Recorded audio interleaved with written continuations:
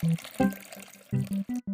guys, this is James from TeaDB.org. And I'm Denny, and today we are doing episode 21. Indeed. And We're able to drink legally now. No way! So we are continuing our brief but delicious stint of Korean teas that James has acquired from Korea itself. Indeed. So What you got going on? today we will be brewing a black tea, which is very unusual for Korean tea, and so unusual that I was like, I gotta buy this. So I actually did not taste this before I purchased it, and I brought it back home. I brewed it a couple times, and I'm like, this is alright. This is pretty good. So they kind of, Cool. like Earl Grey and stuff like that, kind of started to take off a little bit in Korea, and so, of course, they made some black tea. But it's a good black tea, Cool. so we're going to talk about it. Great. And it's made by Dong Cheon, again, the same people that made our episode 20 tea. And it's actually made from really, really young leaves, the Sejak leaves. So these are really, really high quality, really young leaves. So they're going to be really small. And I don't drink a ton of black tea, but I thought this one was pretty interesting. More caffeinated too, Yep. as says the research. Yep, indeed.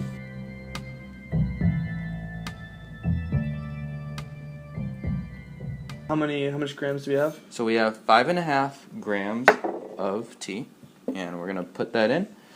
And we're just going to do kind of standard black tea timing. So we're going to do a rinse, and then we'll probably brew for, I don't know, 30 seconds, 45 seconds. And so, contrary to last episode where we were brewing out of a kind of more unique Korean teapot itself, this time we're just going to do traditional gongfu style out of a gaiwan, correct? Yep, Chinese style, all the way. Wow, beautiful elixir, color, smell already, really nice. Let me get in there. Yep. Ooh, umami, and like dumplings and weird flavors. This is cool. Yeah, I'm getting like a sweet rice dumpling smell out of this. I don't even know, man. I'm excited to try it. That'll be sweet. And contrary to your traditional, I'd say like more roasted notes, more nutty notes. Definitely getting kind of like a nice sweetness out of it. Yeah. Also, that kind of a little bit of a hint of corn. It's got some dim sum flavors going on right now. That's how I do love my non-Korean dim this sum. black tea is. Cool. So, how many minutes are we gonna do on this guy, or seconds rather? Probably 30 to 45. Okay. I don't brew a ton of black teas, but I think that's a pretty good spot to start. And Yeah. you can kind of play it by ear and nose and smell. Absolutely, and taste and texture. And yeah, I mean, I think that for my experience, black teas, depending on how hot you get them, 45 seconds for anything after the first 3 steepings is going to be fine, but before then, going much longer than 45 seconds, it will produce a pretty astringent cup. A lot of tannin in there. Okay. Yeah, that's my experience at least. Which actually would probably work pretty well with like cream and sugar and stuff like that. Absolutely. But we are not doing that style of tea. No, we don't. And beyond the fact that it's healthier, you get all those health benefits in terms of the antioxidant content. Wow, look at how dark that is already. Yep. Adding cream to your tea will actually neutralize those antioxidants, just in case you guys care out there. You health nuts. And the Chinese actually call black tea red tea, and you can kind of see why. Absolutely. Because this tea is totally red. Absolutely. And let's drink. Cool. Really beautiful color. Not ultra viscous. The tea leaves themselves have expanded to the gaiwan, so it's almost completely full. Cheers. Cheers.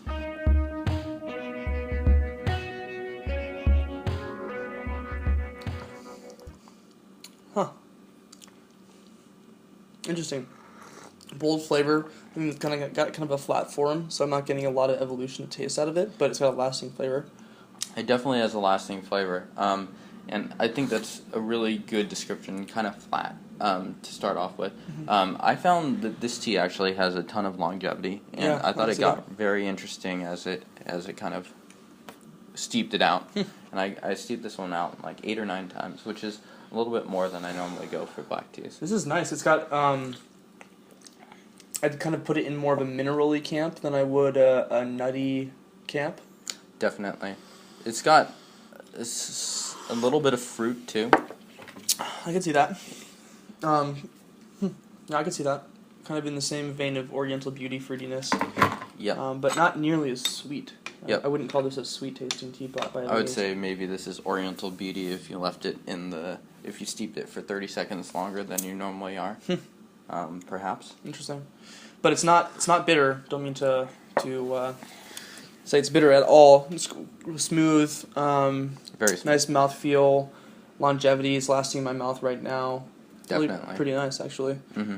Huh. Yeah. Interesting. And so a couple interesting things about this tea company in general. Dong Cheon, who is the store I bought it from, they actually operate a co-op in the Hadong region of Korea. And so there's 3 different tea growing regions in Korea. 2 of them are not considered to be super good, and so the good one is Hadong. And the famous mountain up there is Jiri Mountain. And so that's where these guys are from. And so this tea comes from that plantation, which is the place that makes most of the premium tea in Korea. Cool. Look at how dark this has become. Beautiful color. Yep. It's absolutely pristine. And it looks like besides the rinse, which didn't look at all nasty or full of sediment or anything like that, really clear liquid here. Really nice. Tea leaves themselves are nice. Totally correct on the size. Small, but they're not torn. They're not machine cut, it looks like. Actually, they might be, but nevertheless, still really nice. Getting a nice elevated feeling from drinking. Definitely. I found actually the cha chi from both of the Dongcheon teas is actually pretty good, the green tea included, and it's pretty rare for me to get too much energy off of green tea, and it's definitely not a ton of caffeine if you're brewing it at such low temperatures. Yeah.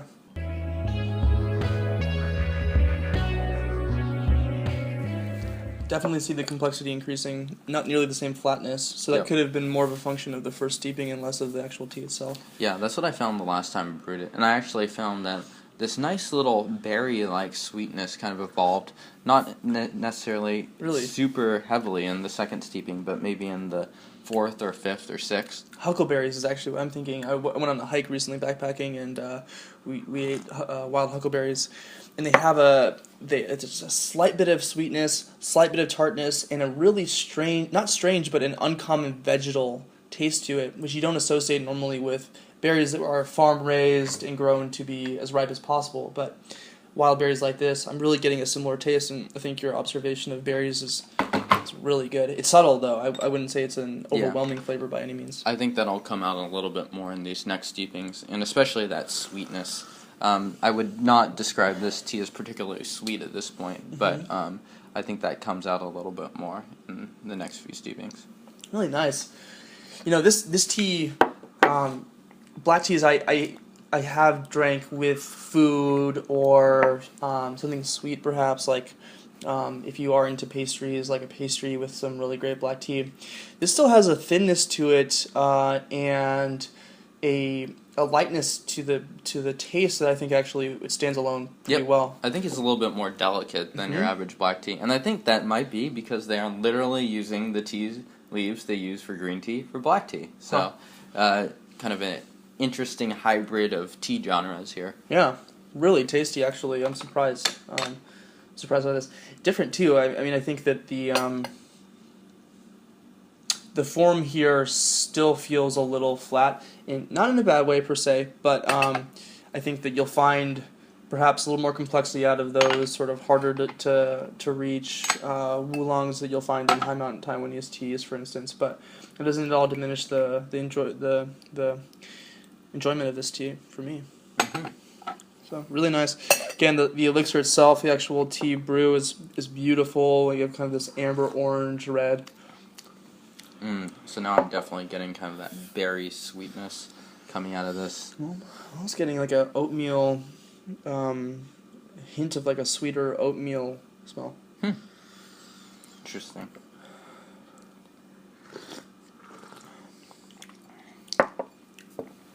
And still, you know, there's no, I think maybe part of this flatness idea that I've been talking about a little bit is that contrary to most black tea that I would drink, where it would sort of be hinting at a bit of tannin astringency, there really isn't any of that in this. Yeah.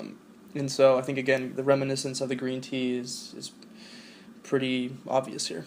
Yep, definitely. And if you take a look at these leaves, they are very, very small compared to a lot of the leaves. Like the Yunnan province in general uses big leaf cultivars for their stuff, for pu'er and stuff. So that's where you're going to be getting a lot of those, well, of course, the Yunnan black teas. So you're going to be getting a lot of the big leaf black teas. And this is a big difference in the sense that these tea leaves are not even medium-sized. These are small and very young leaves. Right. Picked early in the season. That's great. Cool. So you can find out more about this tea and other teas at TeaDB.org.